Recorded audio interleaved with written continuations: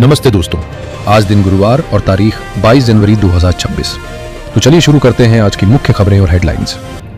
प्रयागराज में छोटा विमान तालाब में गिरा, दोनों पायलट सुरक्षित। प्रयागराज के केपी कॉलेज के पास एक छोटा विमान उड़ान के दौरान संतुलन खो बैठा और तालाब में पलट गया। हादसा होते होते टल गया और दोनों पायलट सुरक्षित हैं। जांच शुरू कर दी गई है।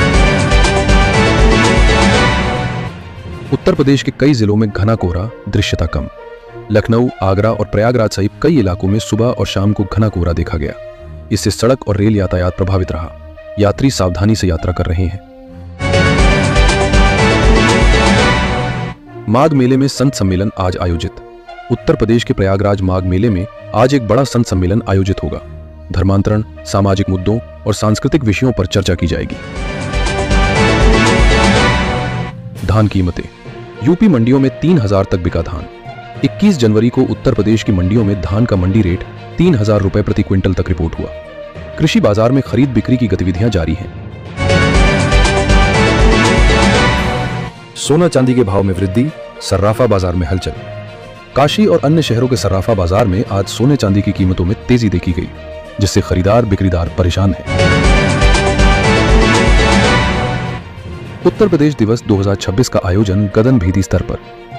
उत्तर प्रदेश दिवस 24 से 26 जनवरी तक राज्य भर में विविध सांस्कृतिक, पर्यटन और विकास कार्यक्रमों के साथ मनाया जाएगा, जिसमें जनता की भागीदारी पर जोर दिया गया। यूपी मौसम अपडेट। आईएमडी ने 25 जनवरी तक बारिश, ओलावृष्टि की चेतावनी दी।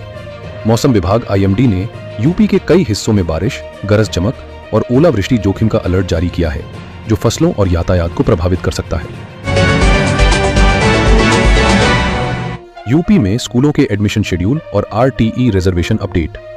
Uttar Pradesh basic education department ने 2026 से 27 सत्र के लिए एडमिशन शेड्यूल जारी किया है, जिसमें निजी स्कूलों में 25% आरटीई रिजर्वेशन की प्रक्रिया भी शामिल है।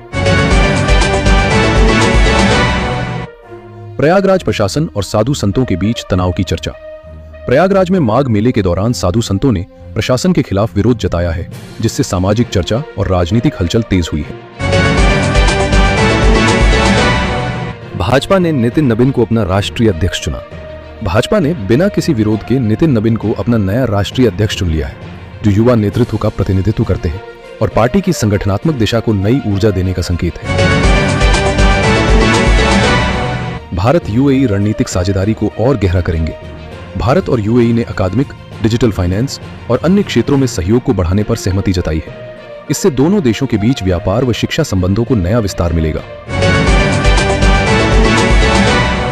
UPITEX 2026 का आयोजन लखनऊ में 23 जनवरी से उत्तर भारत के MSMEs को बढ़ावा देने और स्थानीय उत्पादों को राष्ट्रीय/वैश्विक बाजार से जोड़ने के उद्देश्य से UPITEX 2026 का आयोजन शुरू होगा। कोर सेक्टर ग्रोथ दिसंबर में सुस्त।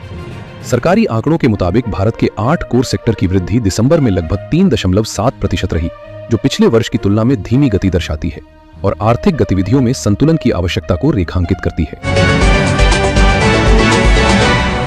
दिल्ली NCR में वायु गुणवत्ता नियंत्रण संशोधित।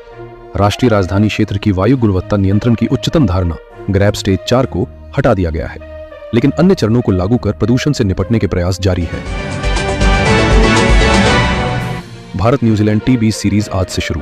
भारत तथा न्यूजीलैंड के बीच 5 मैचों की टी20 सीरीज आज से शुरू हो रही है, जो दोनों टीमों के प्रशंसकों के लिए रोमांचक मुकाबलों का अवसर देगी।